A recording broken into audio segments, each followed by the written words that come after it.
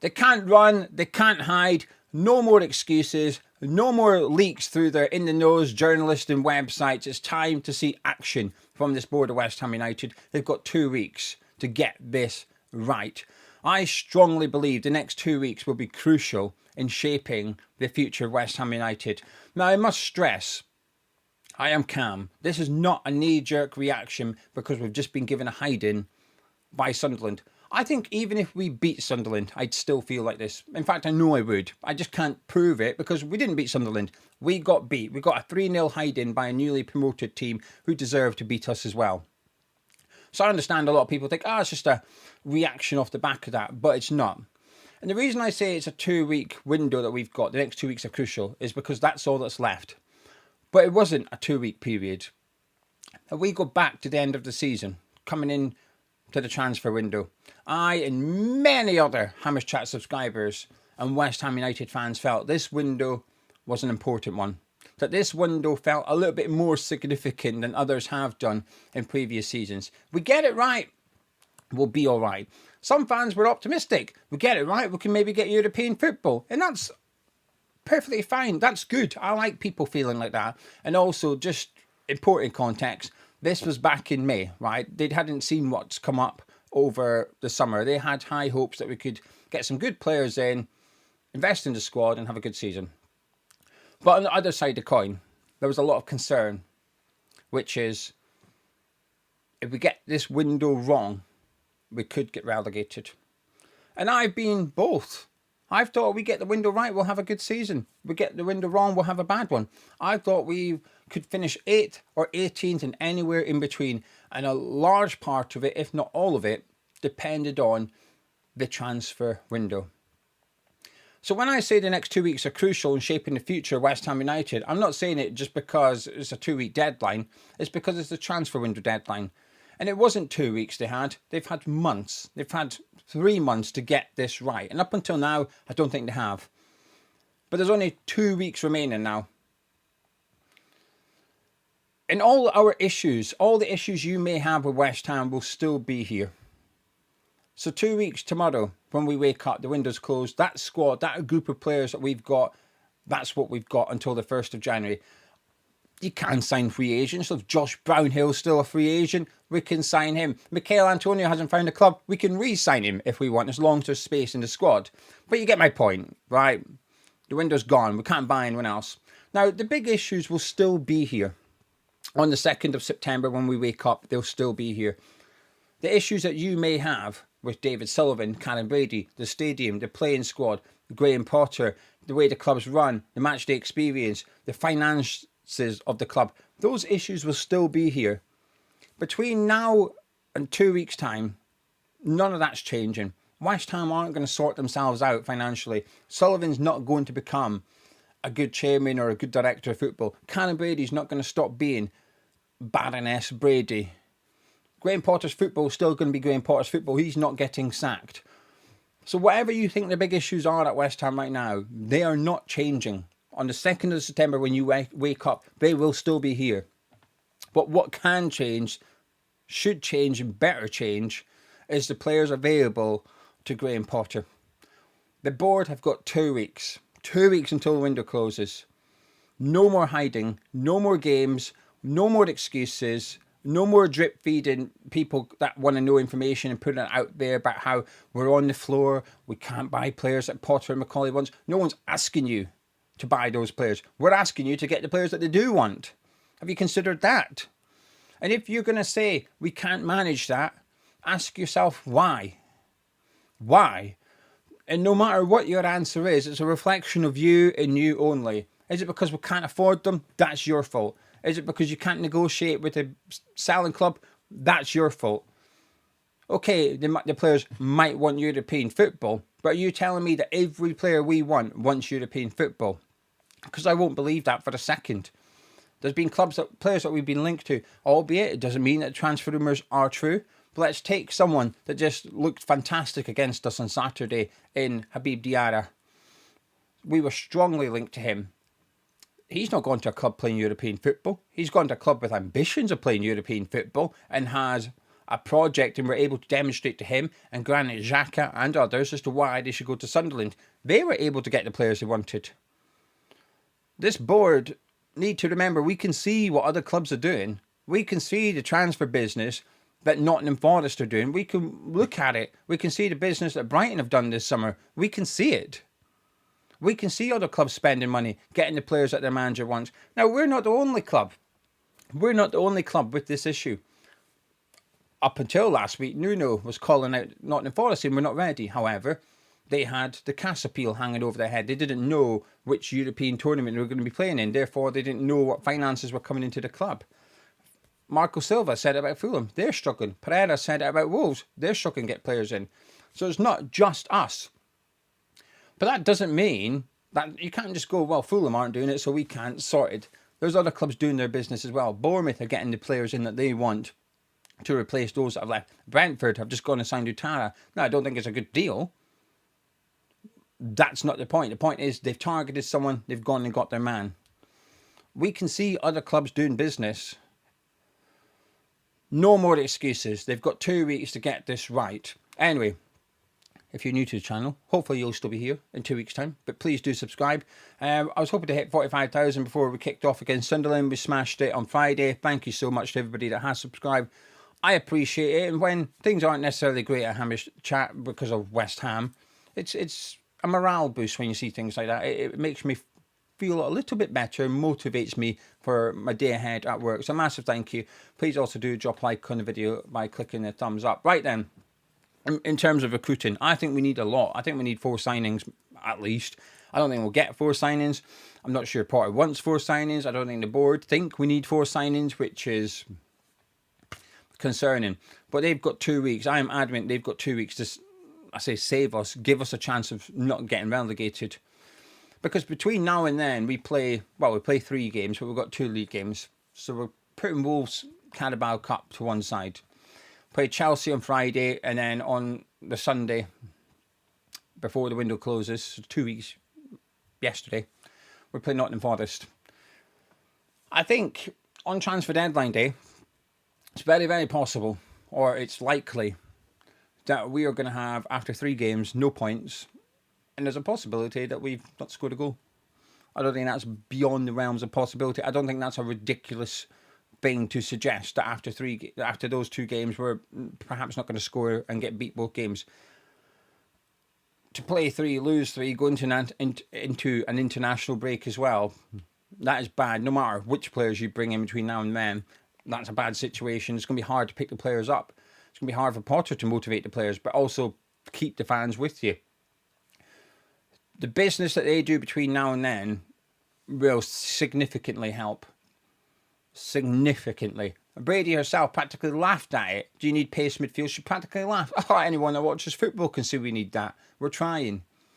So why have we kicked the season off without adding anyone to midfield? This whole we're trying do one. We've had enough. We're sick of it. We've had enough. Other clubs are managing okay. Not all of them, but a lot of the other clubs are coping just fine. But why don't you hold yourself up to the clubs that are doing good business rather than the ones that perhaps aren't doing so good business? You shouldn't be comparing yourself to the worst club in the transfer window. Compare yourself to the best one. Say, why can't we be a bit more like that?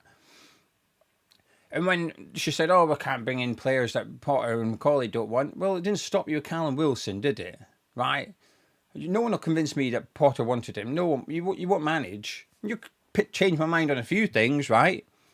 Whether Emerson has a part to play this season or not, that I'm willing to debate. I'm willing to change my mind on that. But Potter wanting Callum Wilson, no. When Potter spoke about the signings, the terminology used regarding Wilson compared to Hermansen and Diouf is completely different. Maximilian Hans, who was Steiden's man, has posted on social media about signing Walker Peters, Hermansen and Diouf, but not Callum Wilson. So there's too much things adding up, and then we go back to the other thing. We know what David Sullivan's like. We can't get rid of that. We can't. It's lodged in our memories. We've had him for over a decade now at this football club. We know what he's like. So when it's suggested that he's brought someone in the manager doesn't want, that is not a surprise whatsoever. But this summer we're struggling because of money. I think that's playing a big part. And it just feels like this is the summer that it's all caught up with them, that the walls are closing in on them, that for years of incompetence, years of short-term loans and short-term this and that, robbing Peter to pay Paul, it's all coming back to get them this summer. And it feels like time is running out, that financially they're getting to the point where they're stuck and it's like of no return. Sell before you buy policy, that's something that we had in place. Now, other clubs, take Aston Villa, are stuck because of PSR. Now, we're not stuck because of PSR. We're stuck because there's no money to spend. We've been hemorrhaging cash under this lot. And this summer it's finally come back to get them. Now, when that news came out a few weeks ago about the Barclays overdraft, and it was, estimated to be around about 140 million. And there was a bit of concern from people, and I understand why. And then the one that came out last week, we've borrowed money from media and rights. Now, when I read it, I did not flinch at all. I wasn't bothered. I wasn't surprised. Now, just because people were frustrated and or angry and or worried doesn't mean they were surprised. I will always say you can be unsurprised and still annoyed. So we got beat by Sunderland and you get angry and someone says, why are you surprised? It doesn't mean you're surprised. You're just angry that we got beat by Sunderland. Because people feel one way doesn't mean that they're surprised, right? There's two different things. So when I see some frustrated and angry about or concerned about us borrowing money from rights and media, part of me thought, well, why am I not feeling worried? What's happening? Why am I completely unfazed by this? And I know why. It's because I expected it. It's because I think I'd be more worried if we didn't do it. Because it's just something that happens every single summer at West Ham United. This isn't the first time we've borrowed money from that company in particular. It's not the first time. 100% it's not the first time we've borrowed money from, we don't borrow from them every summer, but it's certainly not the first time we've borrowed money from them. And it's to pay off the previous loan. It's to get the money into the club now to subsidise us for the season. And we'll get to the end of the season and we'll have no money in the bank again. And be a case of, oh no, what we're going to do? I know. Let's get out a payday loan. Let's secure that overdraft facility with Barclays. Because that's how they get by. That's how this board run this club. They run it with other people's money. Because their money, well, actually, no, it's not their money. West Ham United's money, our money that people pay into the club. That's gone. That's used up. Before the ball's even kicked in the season, the money that we put into the club is gone. Their revenue is disappeared. Now, this isn't unusual. I should just stress this and be fair. This is not unusual. There's loads of other Premier League clubs do the same thing. But I think the big difference for me is that a lot of other Premier League clubs use their money more wisely. They'll invest in the infrastructure of their club. If you look at Newcastle, new training ground, Bournemouth, new training ground. You look at Brighton's infrastructure. You look at Brentford's infrastructure.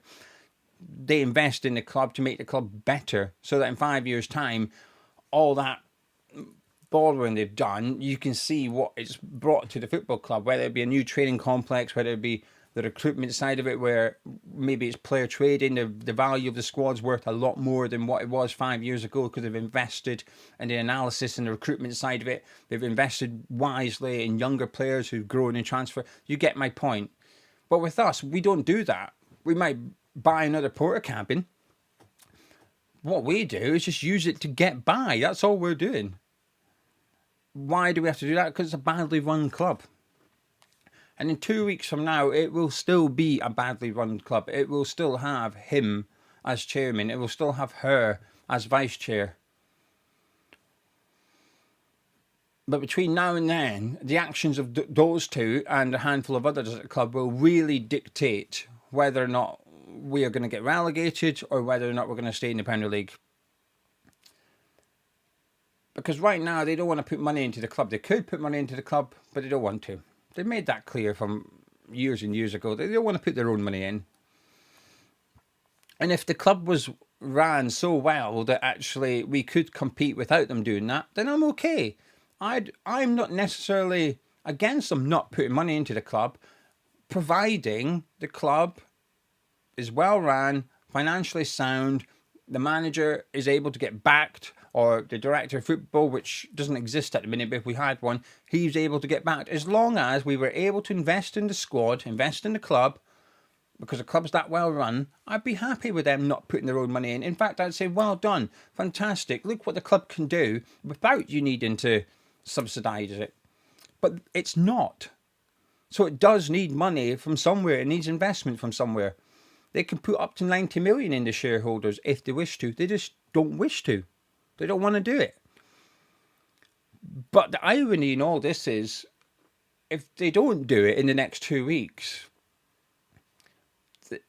it's possible that come the end of May, what the club is worth to them is a lot less because we've just been relegated. It might be that they're going to have to put it in 12 months' time, and that's to keep us afloat in the Championship.